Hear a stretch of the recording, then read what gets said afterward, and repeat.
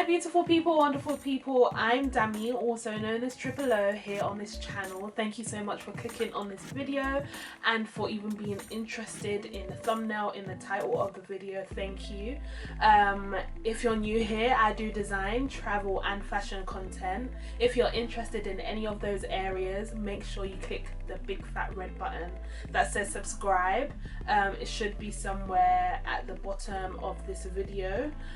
So make sure you subscribe and make sure you hit that big fat thumbs up for me as well. That helps my content a lot and helps this channel somehow grow. I don't know how it does, but it does, apparently, allegedly. But yeah, thank you guys so much for clicking on this video, and I hope you enjoy the next few minutes with me. So in this video, I'm actually going to be talking about my design journey and the history behind my interest in design, how I got into design, the whole palaver. It won't be too long because I'm actually filming the day I'm posting, so I'll keep this nice and short for you guys and for myself, so I don't need to edit a whole bunch.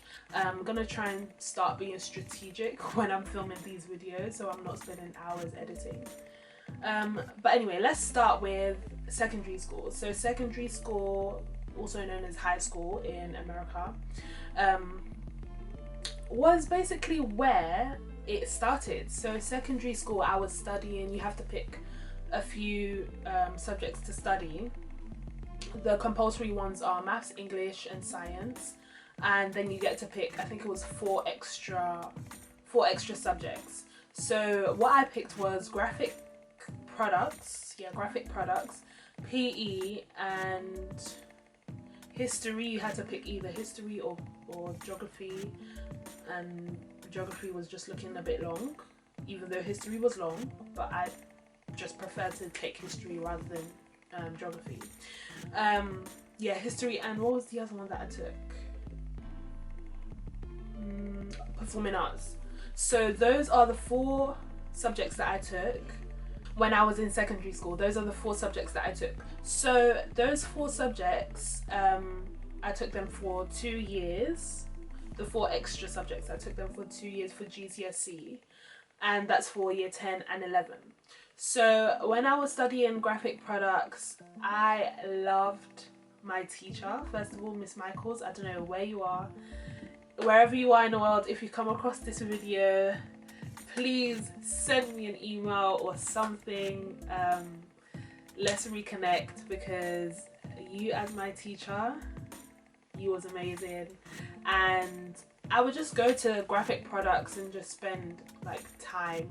After school, I would be, if you're looking for me, I would be in the graphics room. Like I would just be doing work, or even just spending time there, or finish up what I haven't finished, or finishing up what I haven't finished in class, or just something. I just love spending time in that class.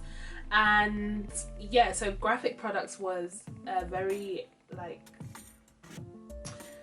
fun. It was a very fun project for me, or class. It was a very fun class for me, and I really enjoyed it. So when I started to like how you can draw in classes, we was doing, I think, perspective lines. We was doing like, I think our final product was graphics for a movie that you had made up. So I made up a movie, I made up characters, and you had to do the banner, the poster, and yeah, just like for cinema, film stuff. So that's what I done, and I really enjoyed it. Like I took it seriously. Like I was like, Miss Michaels, I need to get an A in this class. I need to get an A, and I got an A in my coursework, and I'm super duper happy about that. I'm proud of that. But yeah, anyway, that was a great class for me, and I really enjoyed graphic products. So after figuring out or noticing that I enjoyed drawing, I enjoyed doing stuff on Photoshop. That was the first time I had used Photoshop.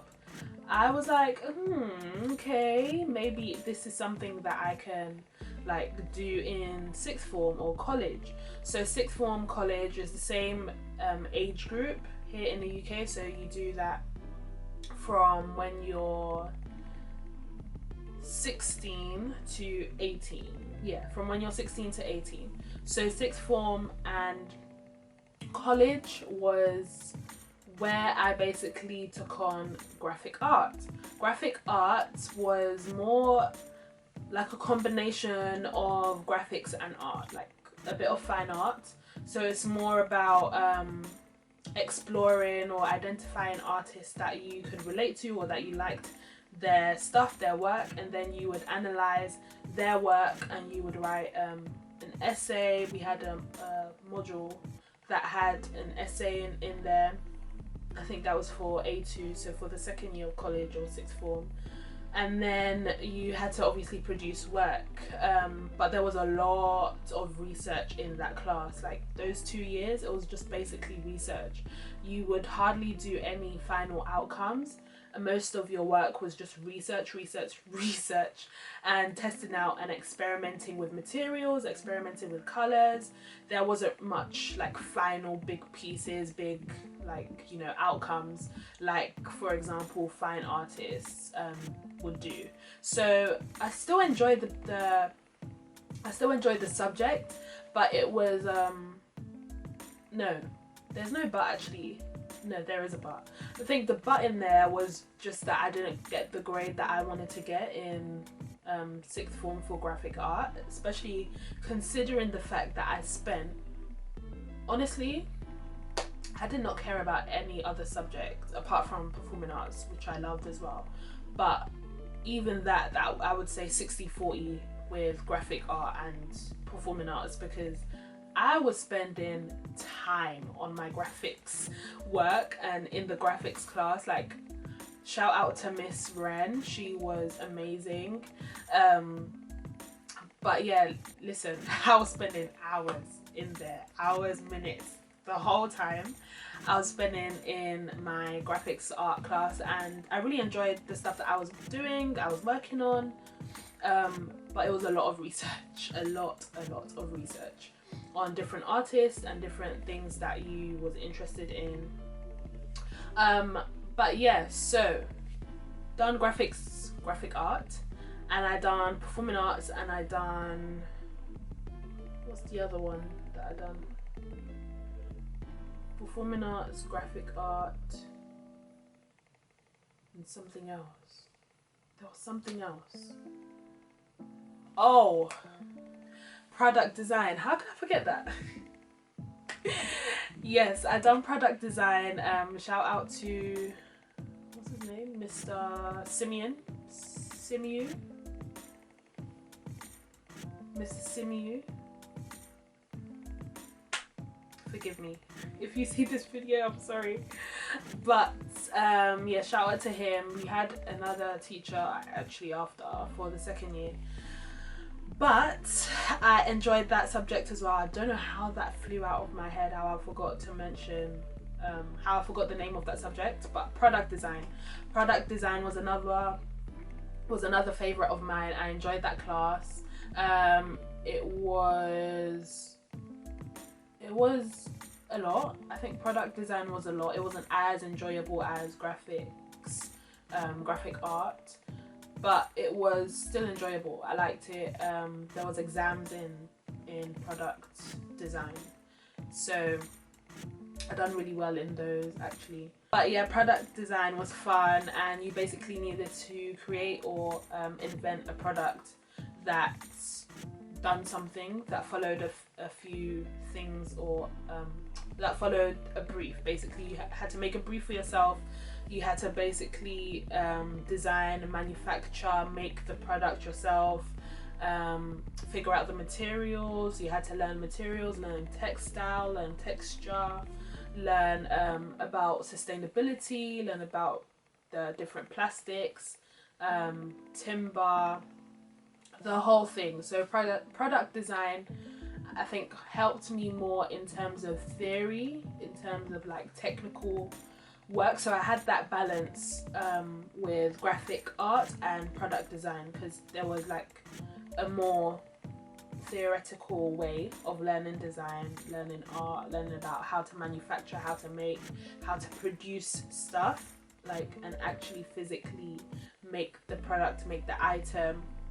Whereas graphic art was obviously more visual, it was more viscom, it was more graphics. All right, so yeah, that was good, that was fun, that was a nice balance for me to learn both sides in sixth form. So after sixth form, after experiencing those two different, I guess, creative avenues, performing arts was more of like a leisure, a hobby for me, which I enjoyed, and I got a distinction star in that. And also, when you actually like doing things, it makes you want to do it more, so you get better, and then you basically, yeah, you just get, I guess, good results. I don't know, but it makes it easier for you to want to learn. It makes it easier for you to do it again and again and again because you like it, right? So yeah, if you're like going through picking what subject you want to study in sixth form, or what subjects you want to do for GCSE, or even in uni, just figure out, what do I actually enjoy doing, what do I do in my spare time, and then I'm sure it would narrow down the options that you have, and give you a better, like, smaller, narrow option for the subjects that you need to pick or want to pick. So yeah, after sixth form, after graphic art, after product design and performing arts, I was thinking, well, I like both of these subjects, graphic art and product design. Why don't I like scale up, right? Why don't I go big or go home, basically? And that's what I done. I was like, okay, what's the highest level or the highest certification for designer? I don't just want to design on paper. I don't just want to design on the screen. I actually want I want my design to show up physically on earth. Like, I want it to be something I can walk into, something I can experience, I can feel, I can touch. And yeah, so something that was that big, that grand, that matched up with the idea that I had in my head was architecture. That was the subject, that was the route, that was like up there for me to achieve and to experience and to learn. So I was like, okay, if architecture is what my mind is leaning towards, and can be like the forefront, or the things that I've studied before is basically the backbone to me studying architecture. I was decent at maths, I was good at science, but I kept hearing, you have to be good at physics, you have to be good at maths, you need A's in your sixth form, in your college results, you need A's in physics, you need A's in maths, you need to do like tons of maths questions or whatever, you need to be a mathematician to go into architecture. And literally, as I was even studying for my product design exam, I was in the library and someone was next to me talking about they wanted to study architecture as well, and they said that, you need a lot of maths, I don't think I'm going to do that, or I don't think I'm going to take that. First of all, this is like my thing to whoever's out there listening. If you want to study something, and if you want to learn something, whatever it is, do your own research. Just because you've heard someone say you need to be good at physics, you need physics A level, you need maths A level as well as physics to study architecture in uni, please do your own research and figure out what you need for the specific uni you're applying to, because some unis do have requirements. They do have some requirements that might need you to have maths A level, have physics A level, but not all unis that do architecture require you to have an A in maths A level, an A in physics A level. some don't even require you to study that at A-level. So please do your research, because yeah, there's just a lot of, I'll probably do a video on that as well, but there's a lot of false information out there that if you don't do your own research and figure out what you want to do for yourself, you're probably just going to be turned off, discouraged by what people are saying, and not even do what your heart wants you to do. So please do your research and find out what is best for you, what you need to do to get that qualification, what you need to do to get into the uni that you want to get into, to study architecture or to study whatever it is. Just do your own research, and yeah, hopefully that helps you. But yes, so that was a lot of myths, a lot of things that I was hearing, but nonetheless I still went on to study architecture. I went to a few unis. I actually got accepted into a few unis to study architecture, but I won't even disclose what uni I went to. But I went to uni and to study architecture, and that experience was good. It was great. When people ask me about how my experience in uni studying architecture was, I don't really know like exactly what to say, because on one hand, it teaches you a lot of discipline, but I do think majority of the subjects that you study in university, especially if you moved out of your home to go to uni, you are forced to mature, right? You're forced to handle your own finance, your own way of living, you know, your lifestyle, and just take care of yourself in general. So the uni experience as a whole is definitely maturing. And architecture, in terms of me studying it, it was fun. I met amazing friends, amazing new people, and different perspectives. Do you know what my favorite bit, forget like the studying part of architecture, my favorite bit is debating a lot of different topics, a lot of different discussions in uni after lecture or after workshops. Like just after uni, me and my friends would literally just sit there and just debate or discuss about random different topics, and it was just so fun, because I don't know, I like to hear different perspectives, different opinions, and just learn from other people, you know, and to see the world from different eyes.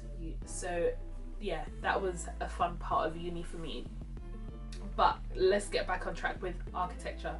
Studying architecture, obviously you need to pay attention to detail, and you also need to be able to sell the project. You need to be able to sell what you're proposing. Like, why does the car park need to be 10 meters high?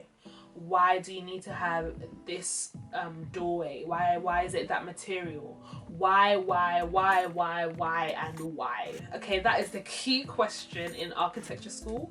You need to break down exactly everything. Why have you got anything in that building? Why is the door blue? Why are you putting a sculpture there? Why is this concrete? Why stainless steel and timber? What is the correlation? So why have you, so why and why and why and why and why and why and why and why and why and why? That is key. Like, you need to explain everything behind your design proposal. You need to explain everything behind, like, oh my gosh, my friend would literally laugh at me saying this. Context. Where is the context? Context. We need to see landscape. We need to see people in this room, people in this area. What are people doing here? What is the atmosphere like? Where's the lighting? What's the lighting like? Is it warm? Is it cold? Let us feel it. Let us feel it. I think, you know, there's a great exaggeration of space, of atmosphere, of... You need to be able to describe your proposal and visualize what you have in your head on paper. very well, because the critics who are looking at your panel on the wall, who are looking at your panels or your designs on the wall, need to be able to read the space like they are in it. That is when you have mastered the art of presentation. And also verbal presentation, we worked on that a lot. Even though your drawings need to speak for you, you also need to go through your project in a few minutes and make sure it's precise, it's concise, and people understand what you're saying. People understand that, you know, you got from A to Z. There was just a lot of skills that I learned in architecture school that has literally brought me to where I am today, even though I'm not that far. But yeah, and that's basically my education thus far. There's a lot of extracurricular things that I have done in the past alongside my education to help me in like the design sphere, the art sphere, the creative sphere. So if you would like to learn more about that, please stay tuned. Make sure you hit the subscribe button because there's a lot of content coming soon. And yeah, thank you guys so much for watching. I hope you enjoyed this quick video about my background, my history, and how I've basically been interested, or why I've been interested in design. But yeah, architecture school was fun. And I don't know if I really and truly want to pursue being an architect. I'm not too sure yet, but I'm open. Hey, this world is full of opportunities, and my arms are wide open to receive any opportunities out there. And hey, you don't know where you could be tomorrow in the future. And I'm still doing graphics, I'm still freelancing as a graphic designer, so whenever my hands are free, I definitely take on more projects. But I can't wait to share with you. I can't wait to share a few more projects that I've been working on with you. You must have seen the one I was talking about in my previous video in the Nigeria vlog. You will know that I'm doing a personal project with my dad that I actually designed when I was in 6th form. When I was 17, I drew a floor plan. But we'll get into all of that in a video next time. Make sure you subscribe. Make sure you hit the subscribe button. That's the big red button. And make sure you click the like button as well. Make sure you share it with a friend. And yeah, stay tuned because you guys are on this journey with me. I don't know what is gonna happen in the next couple of months, in the next like couple of years, I don't know, God knows. So make sure you stay tuned and make sure you continue to stay inspired and continue to be disciplined. This 2022 is going to be a great year. I'll see you guys next week. Make sure you follow me on Instagram. Make sure you follow me on Instagram. I have my link in the description box down below, my portfolio link, my website. So make sure you check it out, and I'll speak to you guys later. I hope you got a little bit out of my history and my story in design, in the whole thing. But yeah, thank you guys so much for watching, and I'll speak to you guys later. Bye.